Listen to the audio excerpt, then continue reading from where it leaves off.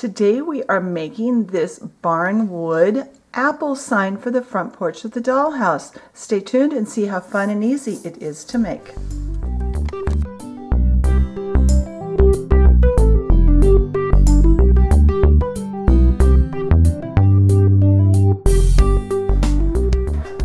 All right, this morning I'm going to start off by showing you the pieces on the mat because I really recommend you do this. The apple is not symmetrical side to side, so you'll need to keep these pieces straight and make sure everything is put the right direction. So what I did off camera, I went through, I made a small dot on the top edge, on the top of each of the full apples, and then I numbered these 1, 2, 3, 4, 5 on all 3 of the cut apples. That way I know which pieces and which sides of everything to glue together. So I'm going to turn the camera off. I'm going to pull these off the mat and get them ready to glue together.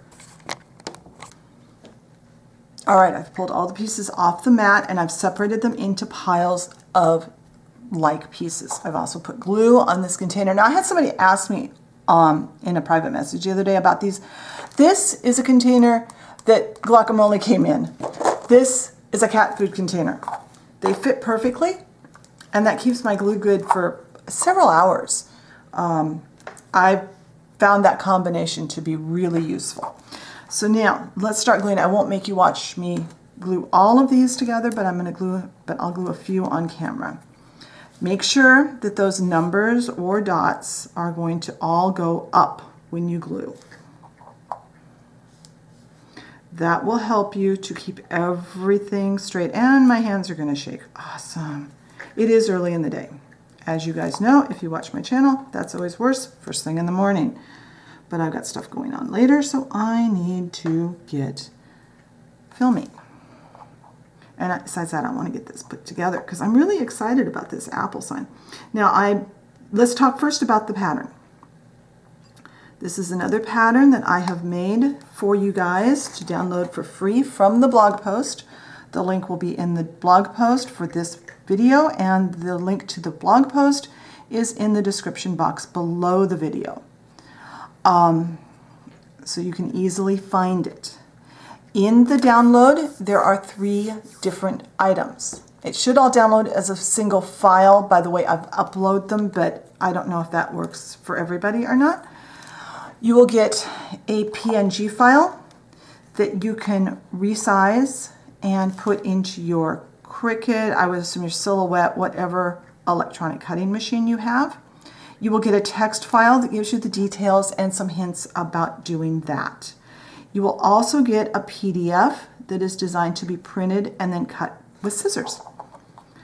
You are free to sell items that you make from the pattern or make as many of these as you want from the pattern. Just please don't sell or pass along my pattern to other people. Have them come get it because I spend a lot of time designing these and the only compensation I get is when you guys click on the video or click on the blog and I get the money from that. That's all that pays for my time, and I would really like to have you, follow the rules so I can keep doing this. We cut them out of medium weight cardstock so that they will be easily cut and easy to cut, easy to paint because the paint will be a lot more stable than colored cardstock. So I am going to quit babbling. I am going to turn the camera off and I'm going to finish gluing all of these pieces together, and then I'm going to put a weight on them and let them dry. And when they are all dry, I'll be back and we'll go to the next step. All right, my glue has dried, and you want to make sure these are really dry and not still damp on the back, because when you put them on the sticky tape, if they're still wet, they'll tear when you pull them off. Now I have some bright red paint. This is flag red. This is the red that was on my table, so it's what I'm going to use. I'm going to put some out on this paper. I have a piece of wax paper down. This way, if I want to go move to another project, I can easily just move this off of my tray and work with something else, and I don't have to do a bunch of cleanup. So I'm going to put a coat of red paint. And this is a slightly translucent paint, so I will need to put on multiple coats to cover up the numbers that I wrote, but I wanted to make sure that I glued and painted these all the right direction. So I am going to let this coat of paint dry. I'll wrap my paintbrush up, and when this coat is dry, I'll add probably, I would bet I'm going to need 2 coats to cover the numbers. And when this is all painted and dried, I will come back and we can start doing our assembly. So I'll see you then. All right, I got enough coats on my apple pieces that I've covered up the pencil marks. When you're doing this at home, you won't have to make your pencil marks so dark, so it'll be easier to cover. And I did want to point out something. My brush is perfectly fine this morning, and I actually realized that I'd forgotten to clean it last night before I went to bed. It sat all night wrapped in a wet wipe full of paint, and it still cleaned out perfectly fine this morning. So that's a good hint. It was over 12 hours by the time from when I quit painting last night till when I cleaned it this morning. And it stayed just fine. So that will save your brushes. Just don't do like I did and forget them. So now I have pulled these off. I've used my thumbnail and my knife to get any extra paint that, you know, slopped down around the edges and was kind of coming out. So these are all ready to go on. And I've kept them in order. It's really important that you don't like switch these two because they're not the same size. And these pieces were cut with this shape. So they should fit just fine. You might have to move them around a bit, but as long as you cut accurately or your machine cut accurately, you should have no problem getting these on. Now, I am not going to glue them all at once. I'm going to do this one, and I'm going to get it lined up with the edges, and I am going to pick it up because I want to make sure I am lined up and that my board is going straight up and down. And then I'm going to take the other side and do the same thing, and try to make sure that your lines are going straight up and down your apple.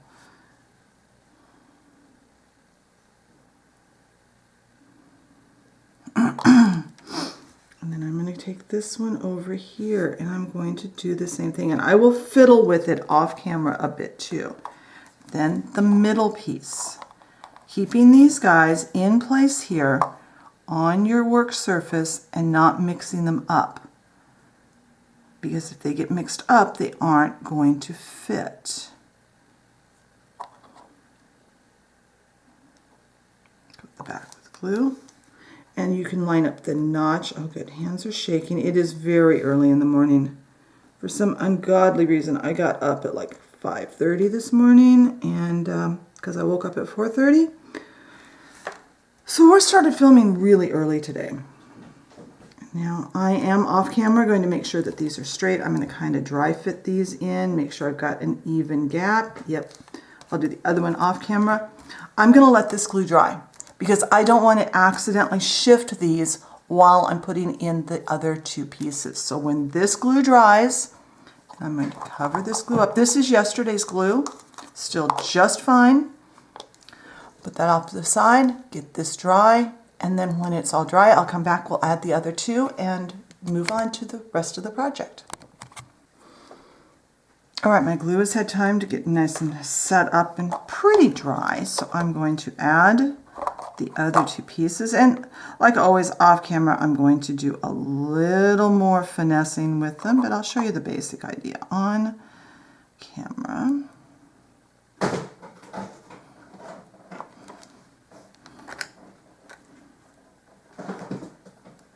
Line it up as evenly as you can. Do your best to line those up evenly, and they should line top and bottom, because like I think I said earlier, I used the basic apple shape to cut the boards on my graphics program. Sorry, the cat is into something. He is very noisy. All right. So So I am going to, off camera, make sure these are nice and even and exactly where I want them. And I'm going to get that little piece of paint off here in a bit. Get this all, and then when this glue is dry, we can add some aging and paint the stem. So I'll be back when this dries. All right, my glue is all dry, and before we do any aging or anything, we are going to paint the stem on our apple. And any brown paint will work. I have Woodsy Smoke, which is kind of a grayish brown, and that's something on my brush. And I'm just going to, it'll probably take a couple of coats. Be sure and get the sides. And we're going to come back and use another brown. I'm going to mix a brown and use to kind of age and dirty this up. Just paint in there.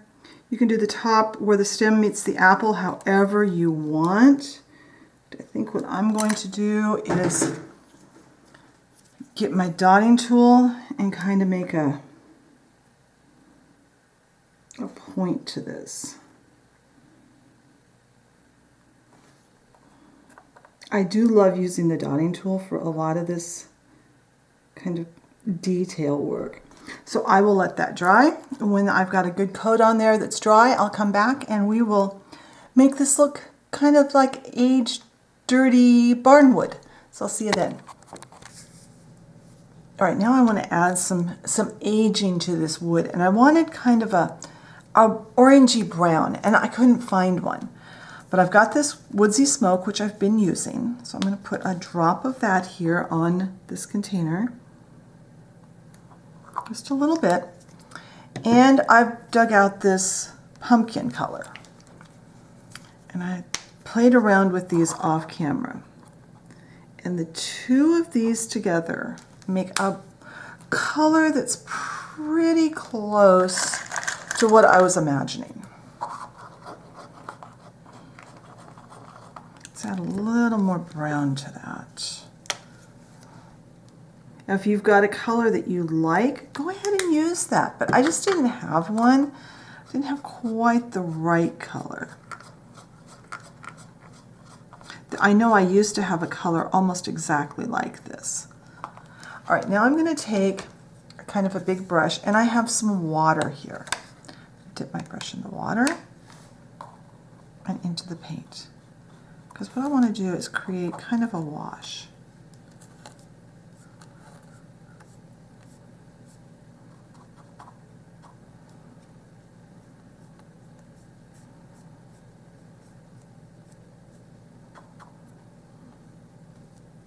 Get some down in those crevices, and then I'm going to cover this, and I'm going to come back and see what it looks like once it dries, and then I'll go from there. I know from the camera you really probably aren't seeing a whole lot, but it does actually, when you look at it in person, there is definitely some color there. But I want to build up slowly, because if I go too quickly I could go too much.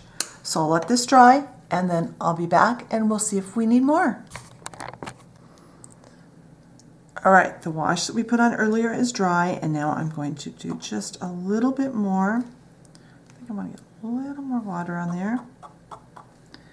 I'm going to kind of go down the centers of some of these boards.